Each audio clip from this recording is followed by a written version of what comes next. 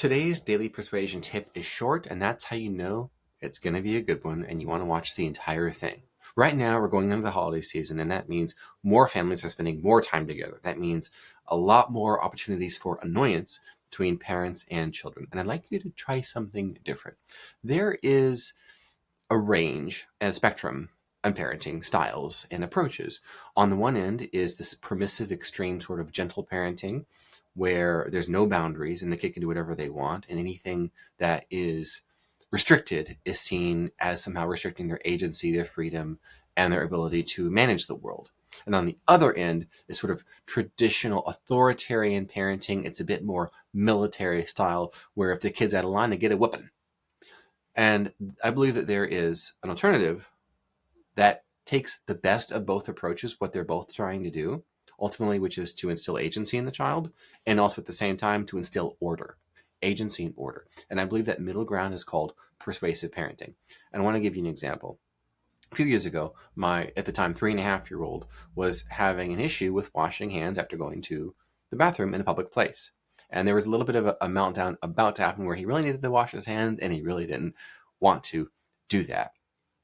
And I thought, what's in it for me from his perspective? That's the most important question you can ask when thinking about it with your kids. And because I said so is not a what's in it for me situation. We want to train their agency to think about what's in the situation for me.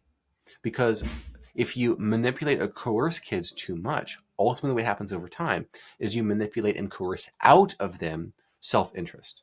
We want them to be self-interested rather than be afraid and do whatever the authority says to do, because that leads some very dark places. And they have an instinct based on fear. And whatever it is that they are most afraid of, they will react. And they become perpetually reactive and cannot be strong, confident leaders as men, or they cannot be courageous women in tune with their muse as women when they grow up. And those are the things that we want for them. At the same time, we can't just say, well, okay, you don't want to wash your hands, so, if you get sick, too bad. No, because that's ignoring the order. We want agency and order. So, this moment, a few years ago, what did I do? I made it a game. I made it funny. So first, I didn't say, you got to wash your hands. I don't want to wash hands. You have to wash your hands. No choice. We're not leaving this bathroom until you wash your hands. Right? This sort of military style of parenting, authoritarian, tyrannical business. That wasn't going to work. And if you had any interaction with young children, you know that just tends not to work. Maybe they cave and there's a real mess of episodes, temper tantrums, and you're drawing attention and it's terrible. So you know what I did? I radically agreed, like I said in other videos. Yeah, you really don't want to wash your hands because washing hands feels like it's no fun. Yeah, I agreed. Rapport. It's match, pace, lead. I matched his tone. You really don't want to wash your hands right now. Agreement. I didn't say you don't have to. I said, you really don't want to wash hands right now. That sounds like it's no fun at all right now. So I'm saying several things. So I'm matching and pacing. Match and then keep matching, and that's pacing, where you're meeting their little emotional state so that you feel like you're with them. And this goes for your spouse as well. It's particularly helpful with women.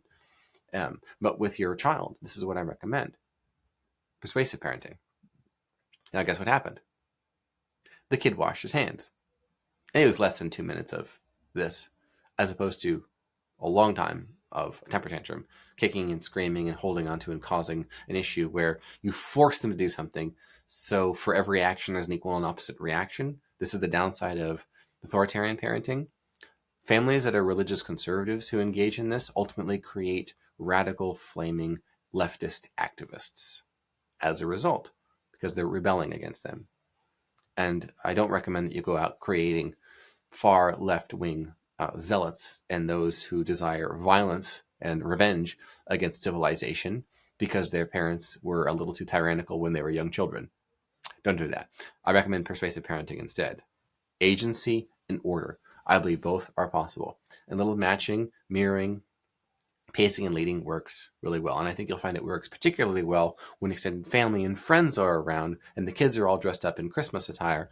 And the last thing anyone wants is to be embarrassed. So notice what I just did is I said, here's what's in it for you as a parent to try this.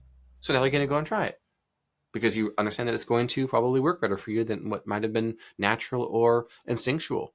You're probably going to impress in-laws as well, going, wow, how did you do that? I thought they were going to have another temper tantrum. And you just said, yeah, you really don't want to set the table. You really don't want to do that right now because that sounds like it's no fun. Just say exactly what they said. Just repeat what they said.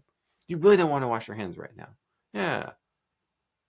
And if you can make it silly, bonus points.